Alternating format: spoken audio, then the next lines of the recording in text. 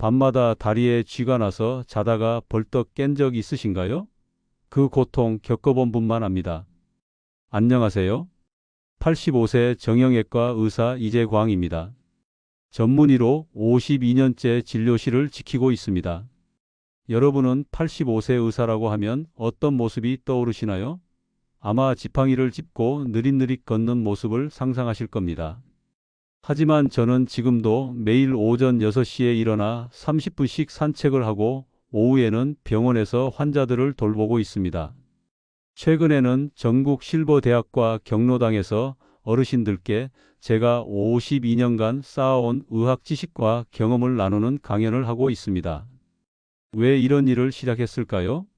바로 제 자신도 환자였기 때문입니다. 70대 중반부터 저를 괴롭혀온 것이 하나 있었거든요. 바로 야간 다리 쥐였습니다. 한밤중에 갑자기 종아리가 돌처럼 굳어지며 찢어질 듯한 통증이 몰려오는 경험 혹시 여러분도 해보셨나요? 의사인 제가 이런 고통을 겪으면서 깨달았습니다. 아무리 의학 지식이 많아도 실제 겪어보지 않으면 환자의 마음을 온전히 이해할 수 없다는 것을요. 3년 전 저는 거의 매일 밤다리 쥐 때문에 잠을 설쳤습니다. 새벽 2시 30면 어김없이 종아리 근육이 경직되며 잠에서 깨어났죠. 처음에는 나이 들면 그럴 수도 있지 하고 당연한 일이라고 넘겼어요.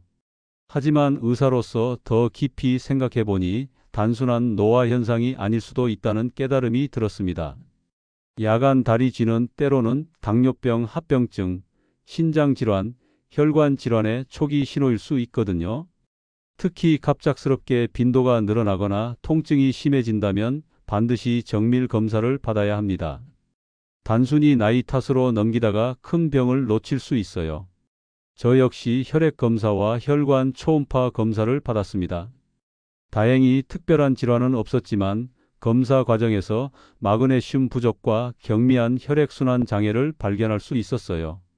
이처럼 다리쥐를 가볍게 여기지 마시고 지속적으로 발생한다면 반드시 병원을 찾아 정확한 원인을 파악하시기 바랍니다.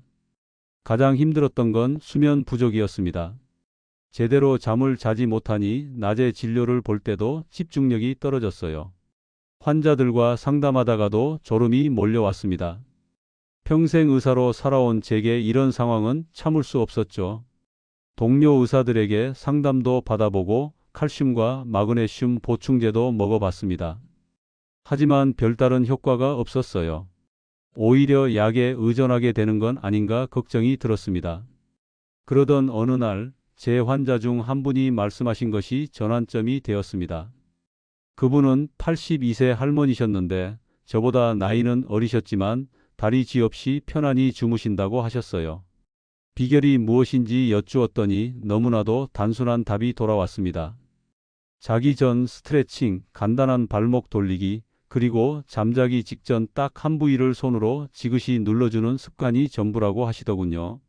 솔직히 믿기 어려웠습니다. 정형외과 전문의로서 수십 년간 환자들을 돌봤지만 칼슘도 마그네슘도 약도 효과가 없던 저에게 그렇게 단순한 동작 하나가 통할 수 있을까 싶었습니다. 그런데 더는 버틸 수 없었습니다. 밤마다 찾아오는 고통에서 벗어나기 위해 할머니가 알려주신 방법을 그대로 실천해 보기로 했습니다. 그날 밤 저는 어르신이 말씀하신 위치를 조용히 눌러봤습니다. 놀랍게도 그날은 단 한 번도 쥐가 나지 않았습니다. 다음 날도 그 다음 날도 마찬가지였습니다. 그리고 일주일 후 저는 이게 효과가 있다는 것을 확신하게 되었습니다. 한 달이 지나자 다리 쥐는 거의 완전히 사라졌고 저는 매일 밤 편안한 수면을 되찾았습니다. 그 경험을 통해 깊이 깨달았습니다.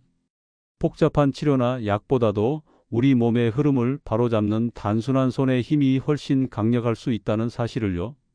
그래서 오늘 여러분께 제가 직접 겪고 수많은 환자들에게 전에 효과를 확인한 누르기만 해도 통증이 사라지는 야간 다리쥐 해결법을 소개하려 합니다. 이 이야기는 끝까지 들어야 전체 흐름을 알 수 있습니다.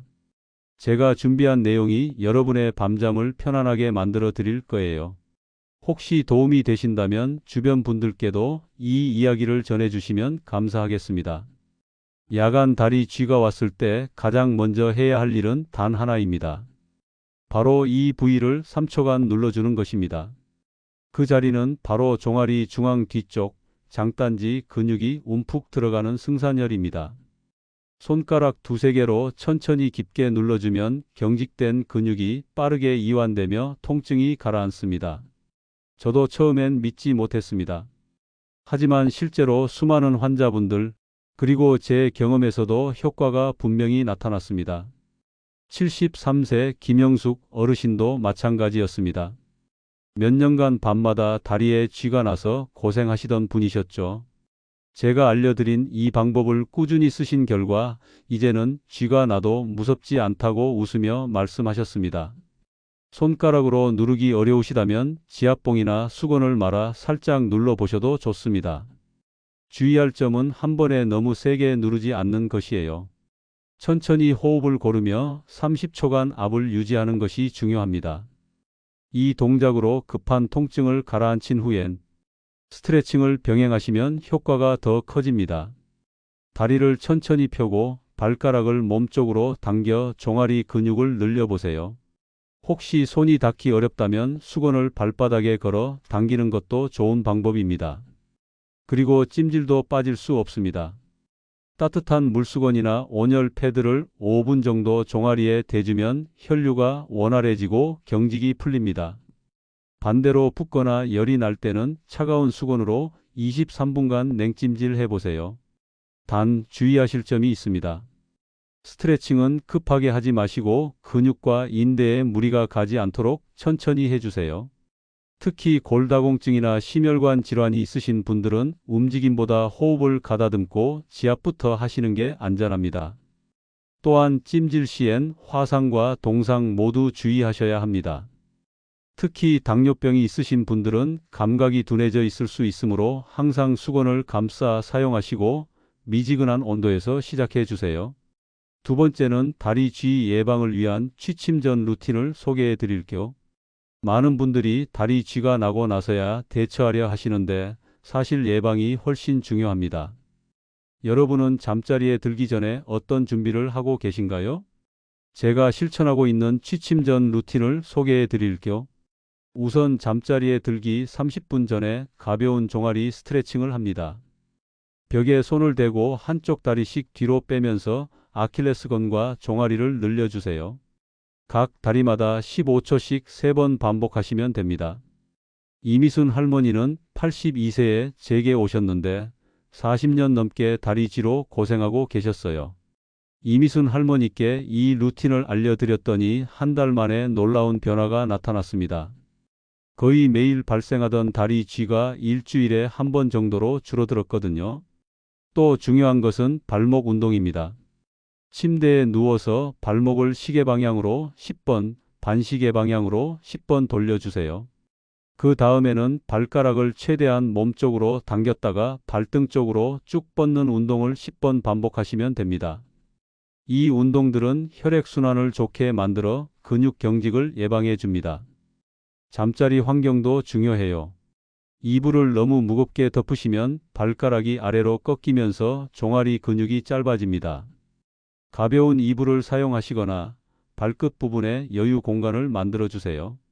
다만 주의하실 점은 스트레칭을 너무 과하게 하시면 안 된다는 겁니다. 적당한 당김 정도로만 하세요. 그리고 관절염이 심하신 분들은 무리한 발목 운동보다는 가벼운 마사지 정도로 대신하시는 게 좋습니다. 세 번째는 수분과 전해질 균형 맞추기를 소개해 드릴게요. 많은 분들이 놓치고 계신 부분이 바로 수분과 전해질 관리입니다. 탈수나 전해질 불균형은 근육 경련의 주요 원인 중 하나거든요.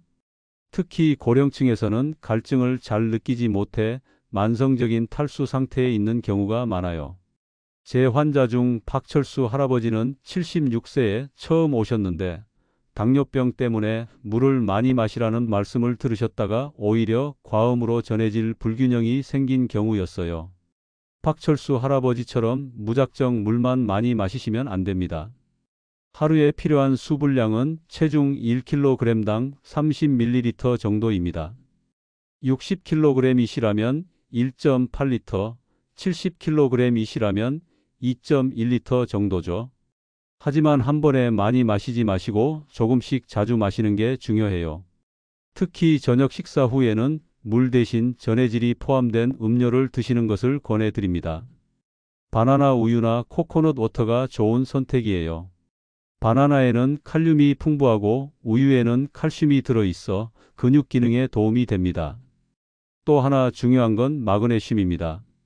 견과류나 녹색 잎채소에 많이 들어있는데 저녁에 아몬드 5개 정도 드시는 것도 좋은 방법이에요. 제가 직접 실천하고 있는 방법 중 하나입니다.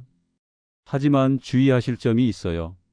신장 질환이나 심장 질환이 있으신 분들은 수분 섭취량을 함부로 늘리시면 안 됩니다. 반드시 담당 의사와 상의하신 후 조절하세요. 그리고 이뇨제를 복용하고 계신 분들도 전해질 보충에 더욱 신경 써야 합니다. 네 번째는 혈액순환 개선하기를 소개해 드릴게요. 나이가 들수록 혈액순환이 원활하지 않아 근육의 산소와 영양분 공급이 부족해집니다. 이것이 야간 다리 쥐의 또 다른 주요 원인이에요. 여러분은 평소에 다리가 저리거나 시린 증상을 느끼고 계시진 않나요? 혈액순환 개선을 위해 제가 가장 추천하는 방법은 다리 높이기입니다. 잠자리에 들기 전 10분 정도 다리를 심장보다 높게 올려두세요. 벽에 기대거나 베개를 받쳐서 다리를 올리시면 됩니다. 이 자세는 정맥 혈류를 개선해서 부종도 줄여주고 근육 피로도 풀어줍니다. 조현미 할머니는 79세에 제게 오셨는데 하루 종일 서서 일하시는 분이셨어요. 저녁마다 다리가 붓고 밤에는 쥐가 나서 고생하고 계셨죠. 조현미 할머니께 다리 높이기와 함께 간단한 마사지 방법을 알려드렸습니다.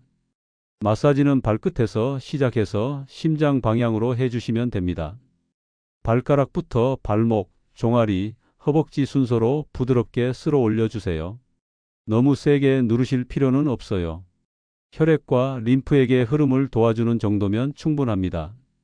온열 요법도 효과적입니다. 따뜻한 물에 발을 담그거나 온열 패드를 종아리에 댄다면 근육이 이완되고 혈관이 확장돼요. 하지만 너무 뜨거운 물은 화상 위험이 있으니 미지근한 정도로 하시고 당뇨병이 있으신 분들은 감각이 둔해져 있을 수 있으니 더욱 조심하세요. 족욕을 하실 때는 물 온도를 38도에서 40도 정도로 유지하시고 15분 이상은 하지 마세요. 그리고 하정맥류가 심하신 분들은 온열 요법보다는 찬물 마사지가 더 도움이 될 수 있습니다. 다섯 번째는 올바른 수면 자세와 침구 관리를 소개해 드릴게요. 수면 자세가 야간 다리 쥐에 미치는 영향을 아시는 분들이 많지 않아요. 하지만 잘못된 자세로 오랫동안 누워 있으면 특정 근육에 압박이 가해져서 혈액순환이 방해받습니다. 가장 좋은 자세는 옆으로 누워서 무릎을 약간 구부린 자세예요. 이때 다리 사이에 베개나 쿠션을 끼우시면 더 편안합니다. 무릎과 발목이 일직선이 되도록 하시고 발끝이 아래로 처지지 않게 주의하세요. 엎드려 자시는 분들이 계신데 이 자세는 발가락이 아래로 꺾이면서 종아리 근육을 짧게 만듭니다. 장시간 이 자세를 유지하면 근육이 경직되기 쉬워요. 정말 엎드려 자는 게 편하시다면 발목 아래에 작은 베개를 받쳐서 발등이 바닥에 닿지 않게 해주세요. 매트리스의 상태도 중요합니다. 너무 푹신한 매트리스는 몸이 과도하게 가라앉아서 혈액순환을 방해할 수 있어요. 반대로 너무 딱딱한 매트리스는 압박점을 만들어 불편함을 초래하죠. 제 환자 중 한명수 할아버지는 83세에 오셨는데 40년 넘게 사용하신 매트리스가 너무 푹신해져서 매일 밤 다리 쥐로 고생하고 계셨어요. 적당한 경도의 매트리스로 바꾸신 후 증상이 많이 개선되셨습니다. 이불의 무게도 신경 쓰셔야 해요. 너무 무거운 이불은 발가락을 아래로 누르면서 종아리 근육을 긴장시킵니다. 가벼우면서도 보온성이 좋은 이불을 선택하시고 발끝 부분에는 여유 공간을 만들어주세요. 다만 주의하실 점은 갑작스럽게 수면 자세를 바꾸시면 며칠 동안 불편하실 수 있다는 겁니다.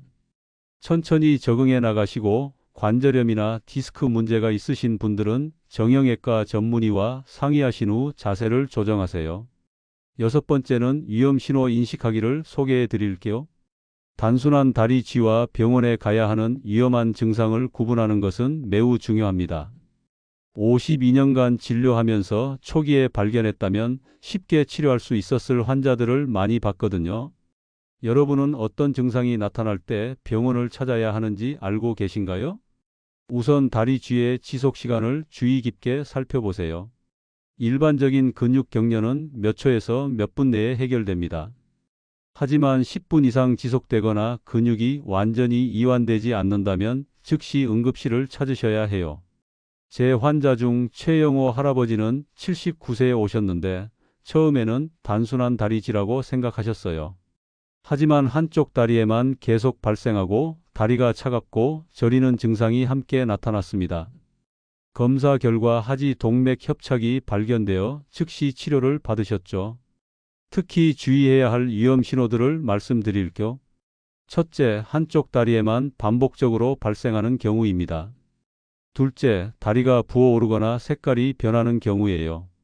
셋째, 다리 쥐와 함께 심한 가슴 통증이나 호흡 곤란이 나타나는 경우입니다. 넷째, 발열이나 오한이 동반되는 경우도 위험해요. 또한 갑자기 다리 쥐 빈도가 급격히 늘어나거나 평소보다 훨씬 심한 통증이 느껴진다면 혈당 검사를 받아보시기 바랍니다. 당뇨병의 초기 증상일 수 있거든요. 특히 가족력이 있으신 분들은 더욱 주의하셔야 해요. 지금까지 말씀드린 내용을 한번 정리해 보겠습니다. 밤마다 다리에 쥐가 나서 고통받고 계신 분들께 꼭 도움이 되었으면 하는 마음으로 6가지 방법을 소개해 드렸습니다. 먼저 쥐가 났을 때 가장 즉각적인 대응법은 승산혈을 눌러주는 것입니다. 종아리 뒤쪽 움푹 들어간 지점을 3초 정도 지그시 눌러주면 놀라울 만큼 통증이 빠르게 가라앉습니다. 저를 포함한 많은 분들이 이 방법 하나로 한밤중의 고통에서 벗어날 수 있었습니다. 두 번째는 잠자기 전 준비 루틴입니다. 가볍게 종아리를 늘려주는 스트레칭, 발목 돌리기, 발가락을 쭉 뻗는 동작만으로도 근육 경직을 예방하고 쥐 발생 빈도를 크게 줄일 수 있습니다. 잠자리 환경도 중요합니다. 발끝이 눌리지 않도록 가벼운 이불을 준비해 주세요. 세 번째는 수분과 전해질 균형 맞추기입니다. 체중에 맞는 수분을 나눠서 마시고 마그네슘이나 칼륨이 풍부한 음식, 예를 들면 바나나, 아몬드를 함께 드셔보세요. 다만 신장질환이나 당뇨가 있으신 분들은 반드시 의료진과 상의 후 조절하셔야 합니다. 네 번째는 혈액순환을 돕는 습관입니다. 잠들기 전 다리를 벽에 기대어 높여주고 아래에서 위로 가볍게 마사지를 해주면 다리 피로가 풀리고 근육에 산소가 더 잘 공급됩니다.